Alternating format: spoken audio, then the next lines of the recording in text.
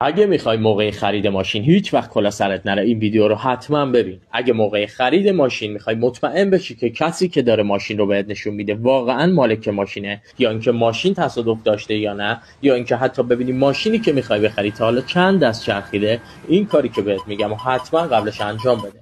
توی این سایت وارد قسمت خودرو و موتور میشی. یه خورده که بیای پایین اینجا نوشته استعلام سوابق خودرو، کلیک میکنی. هم میتونی از بارکد کارت خودرو وارد شی و هم شماره برگ سبز. یه شماره 14 رقمی بالای برگ سبز هستشون رو وارد میکنی، کد ملی مالک هم وارد میکنی و تایید رو میزنی.